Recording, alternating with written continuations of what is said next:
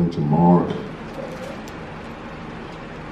the 14th chapter. I want to read verse 54, and then we'll pick up at 65 and read the rest for clarity's sake. Amen. It's Mark the 14th chapter. You'll find that in the New Testament. When you first go to the New Testament, you'll start with Matthew, then Mark.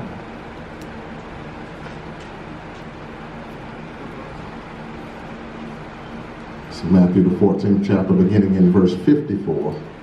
I'm going to read that 54th verse, and then I'm going to pick up in 65 and read the rest in its entirety. Amen. It reads, "And Peter followed him afar off, even into the palace of the high priest, and he sat with the servants and warmed himself at the fire." Then beginning in verse 65, "And some began," talking about Jesus, "and some began to spit on him, and to cover his face, and to buffet him, and to say unto him, Prophesy. And the servants did strike him with the palms of their hands. And as Peter was beneath in the palace, there cometh one of the maids of the high priest. And when she saw Peter warming himself, she looked upon him and said, And thou also was with Jesus of Nazareth. But he denied, saying, I know not, neither understand I what thou sayest. And he went out into the porch, and the cock crew. And a maid saw him again, and began to say to them that stood by, This is one of them. And he denied it again. And a little after, they that stood by said again to Peter, Surely thou art one of them, for thou art a Galilean, and thy speech agreeth thereto. But he began to curse and to swear, saying, I know not this man of whom ye speak. And the second time the cock crew. And Peter called to mind the word that Jesus said unto him, Before the cock crow twice, thou shalt deny me thrice. And when he thought thereon, he wept. You may be seated.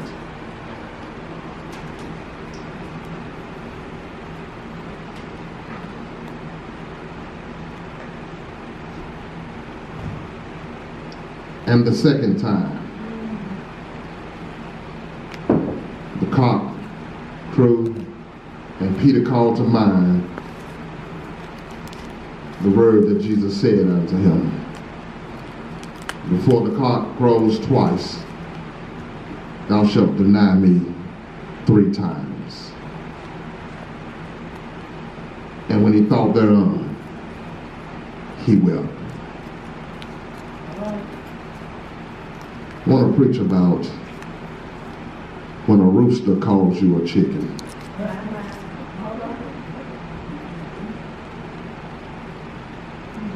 When a rooster calls you a chicken.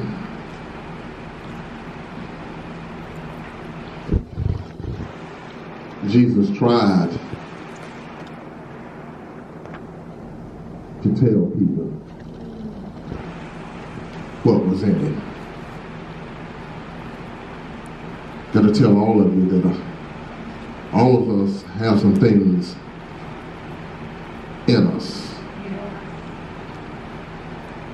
And Jesus will expose or enlighten us to what is in us. Jesus already had a discussion with Peter earlier and asked him, do you love me? He said, surely, Lord, I love you. Jesus looks at him again, Peter, do you love me? surely, Lord, I love you. Jesus asks him a third time, Peter, do you love me? Peter becomes vexed with Jesus and says, surely, Lord, I love you. And Jesus goes on telling him to feed my sheep. In my mind, Jesus asks him this 3 times. It's possible that he asked him these 3 times in order for it to resonate with Peter the 3 times that he denied him. All right. He tries to tell Peter, listen, man, I hear what you're saying, but you're going to deny me 3 times before the rooster crows twice. All right. Of course, Peter did not agree with Jesus. And can I tell you that it's good to have zeal. But zeal without wisdom, zeal without understanding can get you in a whole lot of trouble. Many times we think and we see other people in situations and we say to ourselves what we would have done, what we would have said, or how we would have responded. I learned over time not to listen to people say what they would have done, because you don't know until you're in that situation. People want to tell you how you should feel.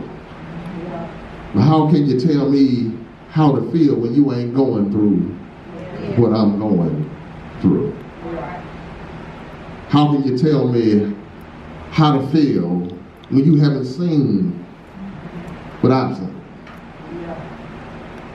How can you tell me how to feel when you're not feeling the hurt that I'm feeling? And so you have to disregard those type of things and totally depend on Jesus Christ. And he will enlighten you to what is in you. And when Jesus shows you what is in you, don't do like Peter and say, not I. But your response should be either, if you don't see it, say, Lord, I don't see it, but show me.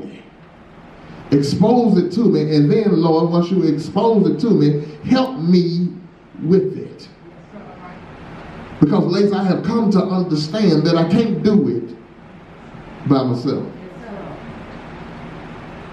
John, I can't correct it by myself. The doctors can't correct it for you. Y'all gonna come in here in a minute. Your mama and daddy can't correct it for you. You have to get along with you and Jesus for him to fix it.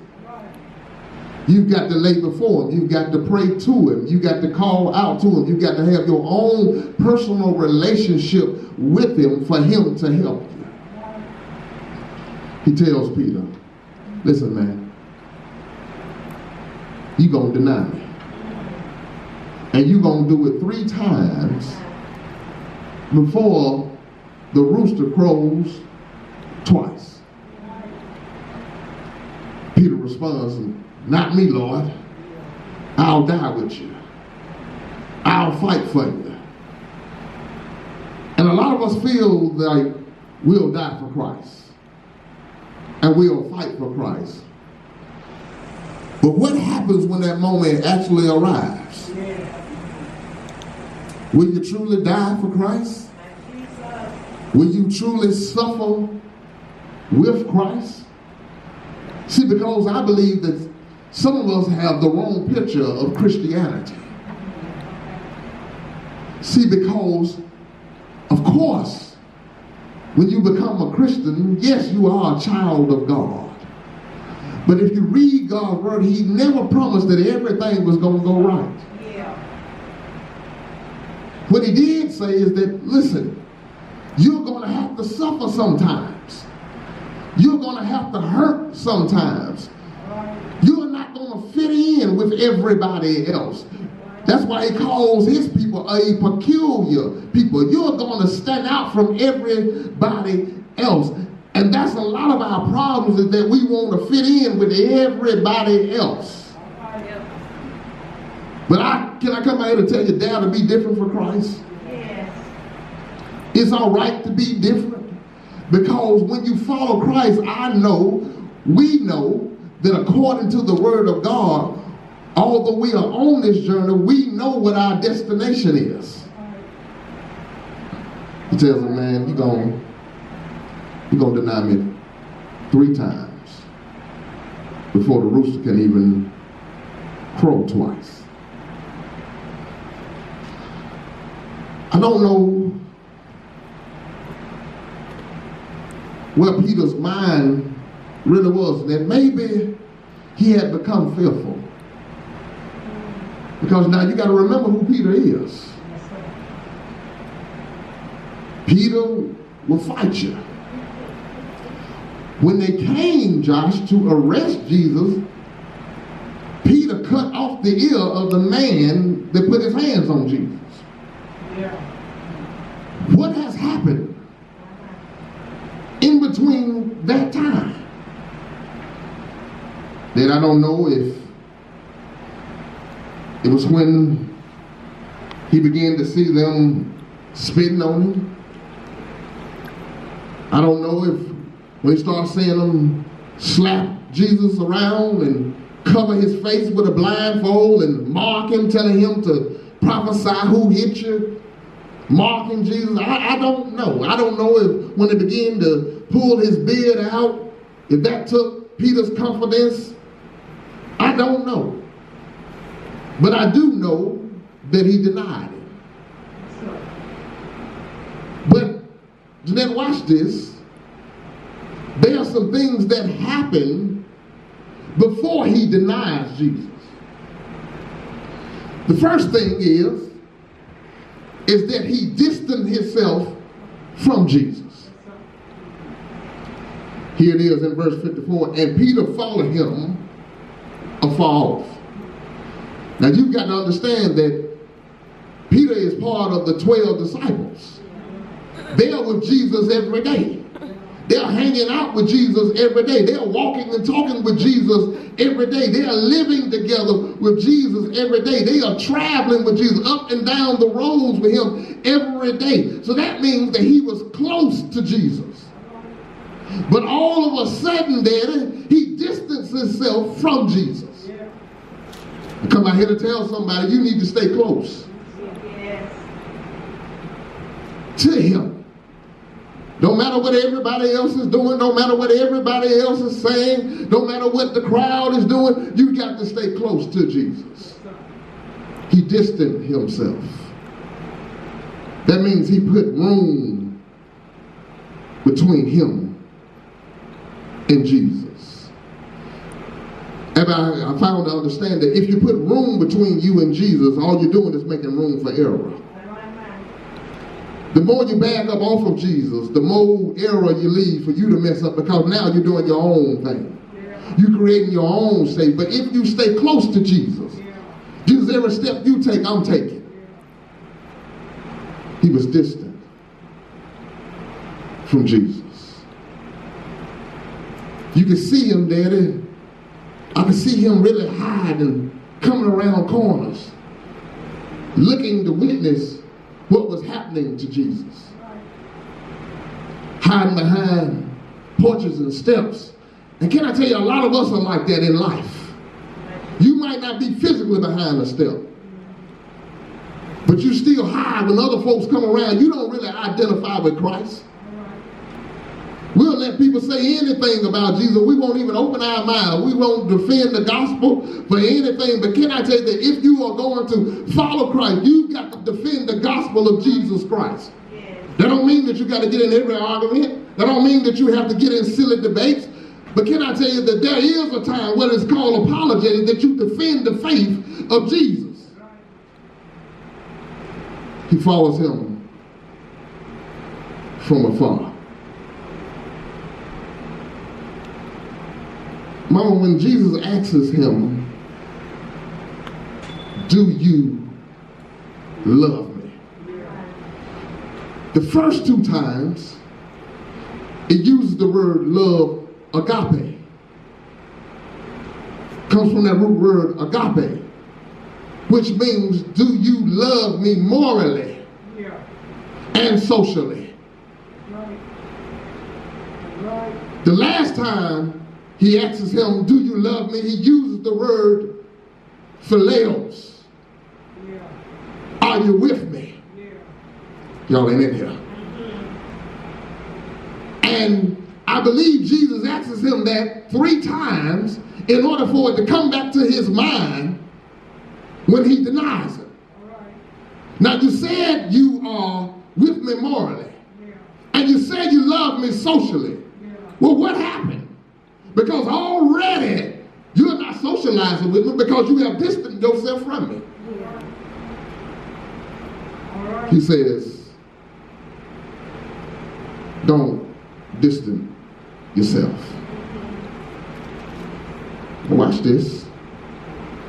Verse 6, and some began to spit on him and cover his face and to buffet him and to say unto him, prophesy, and the servants did strike him with the palms of the hand. And as Peter was beneath in the palace, there cometh one of the maids of the high priest. And when she saw Peter warming himself, she looked upon him and said, and thou also with Jesus of Nazareth. But he denied, saying, I know not, neither understand what thou sayest. And he went out into the porch, and the rooster crowed. You see him first distance himself from Jesus. Then you see him deny Jesus. And then Peter is standing up there, and see, can I tell you, when you get distance between you and Jesus, and you disassociate yourself, now Peter's standing there, he's lying. I don't know him. No, I don't know what you're talking about. And when he denies him, then the rooster crows. Now, I'm not the smartest person. And I kept wrestling around with this in my head, Josh. You dissing yourself. You've already denied him. Let me tell y'all something. Sometimes when you deal with sin, it keeps you longer than what you wanted to keep you. All right. Sometimes you can get into things, or do things, or pick up things. And you say, I'm going to pick this up right quick and I'm going to put it down. But sometimes it end up, when you pick it up, it ends up holding you. I don't know what it is for you, but all of us have those things that we picked up. And sometimes it makes that's what they call strongholds. You were holding it, but now it's holding you. You played around with it, but it ain't playing with you.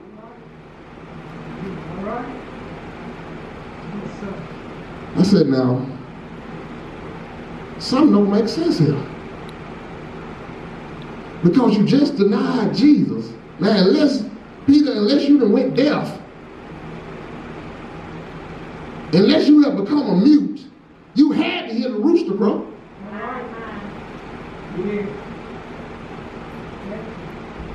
And what I'm saying is, once he denied Jesus the first time and heard the rooster crow, you would think he would stop. You would think that he would say, this is what Jesus was talking about. You think he would stop there. But you know why? Because he distanced himself from Jesus, he denied Jesus, and then he disregarded what Jesus had told him. And whenever you disregard what the Lord has told you, you can't go nowhere but that. He hears the rooster crow, Daddy, and he don't even stop. You ever been knowing you doing wrong, knowing you messing up, and still regular messing the gas, headed to hell fast, furious? Y'all ain't in here. This might be too hard for y'all, but I'm going to preach it like the Lord gave it to me. Because let me talk about myself then. I have known things were wrong. And still was headed there. Still hear the Lord telling me, listen, son, turn around. Listen, son, don't say that. Don't do that. Don't participate with that. Leave them folks alone. And still go. And it don't head you nowhere but down.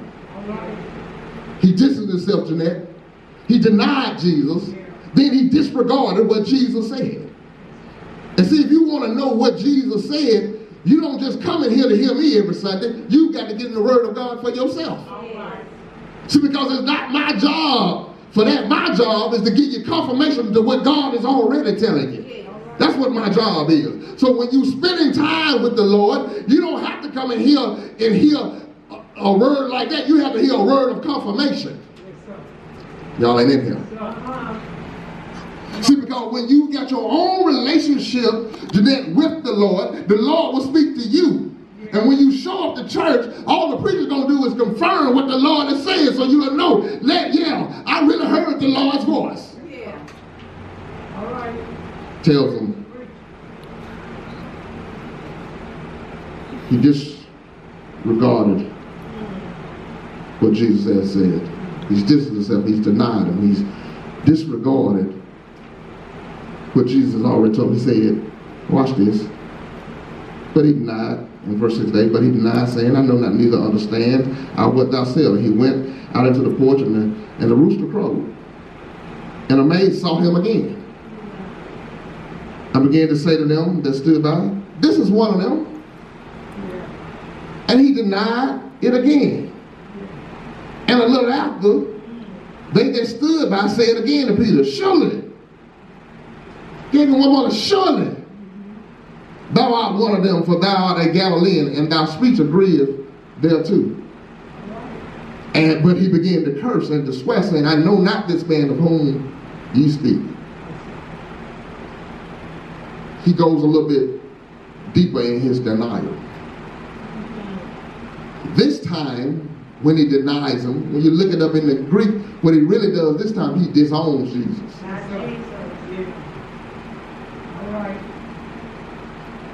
And see, when you distance yourself from Jesus, you're getting on a slippery slope. Now he disowns him. He said, listen, man, I don't know what y'all talking about. I don't care what. And then he begins to curse and to swear. When they're talking about cursing, so we're thinking about cuss. No, he makes a vow. I vow. The Bible tells you, be careful of the vows that you say. Be careful of the vows that you commit to. He vowed. He said, listen, I don't know him. I told this, I ain't never been around him. I ain't never been acquainted with him. And can I tell you that a whole lot of folks set their life up like that to where they disown Jesus, like God ain't did nothing for them.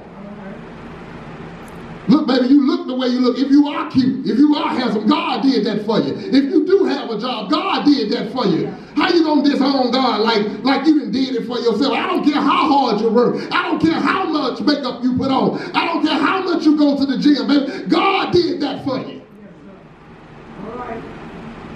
If you smart, if you got some intelligence about yourself, if you have some kind of skill, God gave you that. How can you act like you did it on your own? He disowns. Jesus said, listen, man, I don't even know him.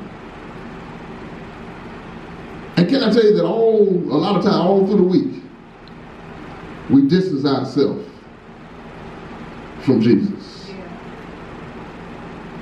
We deny him. We disregard his word. Sometimes some of us have disowned him. Watch this. Don't be through. But he began to curse and to swear, saying, I know not this man of whom ye speak. And the second time the rooster crowed, and Peter called to mind the word that Jesus said unto him, before the cock crows twice, thou shalt deny me 3 times. And when he thought thereon, he wept. One of the blessed things you can see in this passage, though, is when Peter heard him the second time, which lets me know he heard it the first time. Yeah. Because when the rooster crowed the second time, then he had a response. He was devastated. When you distance yourself from him, when you deny him and disregard him and disown him, you set yourself up for devastation. But Abby, Peter had at last the right response, because he wept. I found out in life, Danger, that sometimes you can make a detour. Yeah. You've got to thank God for detours. Yeah. When you are on the wrong road and you finally come to yourself and you look at, listen, I've distanced myself from Jesus Christ. You can make a detour. Yeah. You can get back on the right road. Yeah. Y'all don't know when to shout. Yes. He says, he wept. It's not the Greek word for tears. It's the Greek word means that he sobbed out loud. Can I tell you that sometimes, if you really have ever really truly been acquainted with Jesus Christ, if you have really ever walked and talked with him for real, when you distance yourself, it will make you cry. Because when you think about how good God has been to you, and God, how can I do you like this? How can I say the things that I say? How can I participate in the things that I participate in? Lord, this is a denial of you. And when you come to yourself, you can't help but to cry.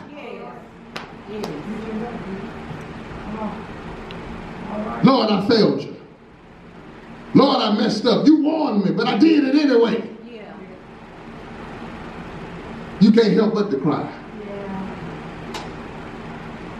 Peter goes, mama, and hide. Can I tell you that's how sin does you? It'll use you up, embarrass you, and then cause you to go into hiding. Yeah. But when you belong to Jesus. See, because if you keep on reading through this Bible, you'll see that Jesus sent for him. And he didn't send for him and say, look, you did this and you did that. He sent for him and he restored him. And that's how Jesus worked. No matter how much you mess up, when Jesus sent for you, when you hear him calling for you, go see what he wants. Because he'll restore you. He'll put you back where you need to be. Matter of fact, if you listen to him, Josh, he'll put you beyond where you used to be.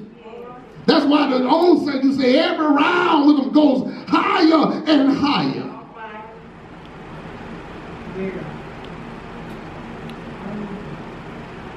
Don't let the rooster call you a chicken. All in your, we sing that song, this little light of mine, I'm going to let it shine. Are we really letting it shine? We say everywhere I go, I'm going to let it shine. Are we really letting it shine? Not going to hide it on a bush? No. Just going to let it shine. Are we hiding it? Don't let a rooster call you a chicken. Does Jesus ask Peter 3 times, do you love me? That was on the front end. For him to acknowledge, man, Jesus asked me, did you love me 3 times? I denied him 3 times. Baby, on the other end, Jesus stayed buried for 3 days and got up with all power in his hands. Can I tell you that that's what Jesus does for us? He'll give you a warning. You might mess up, and then he still comes back and recovers you and restores you. And he got up with all power in his hands, in heaven and in earth. And he said, go find my boy Peter. Tell him to come here. You know Peter had to be embarrassed. You know Peter had to be broken. You know he had to feel, man, I let Jesus down. How can I go face him? I'm going to leave y'all alone after I tell you that. See, but that's what Satan likes. He likes to put guilt on you. And see, what guilt tries to do to you is to prevent you from going back to Jesus. But who can wash away my sins? Nothing but the blood of Jesus. I've got to get back to Jesus. He's called for me. I'm going to see him. Embarrassed, feeling guilty, stinky, dirty, low down, no haircut, clothes torn up, mustard, whatever it is, I got to go. And can I tell you that when you go, you might have to say bye to some folks. Matter of fact, don't even say bye, just take out. My actions will tell you bye. You went to see what Jesus wanted. John, after Peter went to see what Jesus wanted, guess what? He almost shook up the whole world preaching Jesus Christ. He went out planting churches. He went on to preach the gospel and never looked back again. Now he's with it. He's a part of that 12 that will judge the 12 tribes of Israel. He'll take you higher. Don't let a rooster be able to call you a chicken. You've got to hold your head up. You've got to muster up the strength. Even if you are a little scared, even if you are a little shaky, if you don't know nothing about only the Bible verse you know is Jesus will. Stand there and declare with everything that Jesus will. If John 3:16, the only, that's all right. It's okay. You ain't got to know the whole Bible to know that Jesus is real. I know he's real. I know he's real. Anybody else know he's real? Y'all ain't in here. Is this a saved church or not? Anybody in here know that Jesus is truly real? That he sits on our heart, he regulates our mind. Anybody really know that he's real, that he's kept us from all hurt, harm, and danger? Anybody know he's real, that he provided food on the table, clothing on your back, roof over your head? Anybody know that he's really, really real? Allowed you to have children, allowed you to raise some children, allowed you to see some grandchildren, allowed you that you had the activity of your limb. Anybody really know that he's real? You woke up in your right mind, clothed, and you got a portion of good health. Anybody really know that he's real? Hallelujah. Thank you, Jesus. Hallelujah. Yeah, started me on my way. No, the journey ain't been easy. Have I had some hiccups on the journey? Yes, sir. But Jesus keep on with his arms around me. Thank you, Lord. I don't deserve the blessings that he's given me, but he keeps on giving them to me anyhow, and I can't help but to tell him, thank you. I can't let no rooster. That's a punk move. I can't let no rooster call me no chicken. Can't do it. The doors of the church are open.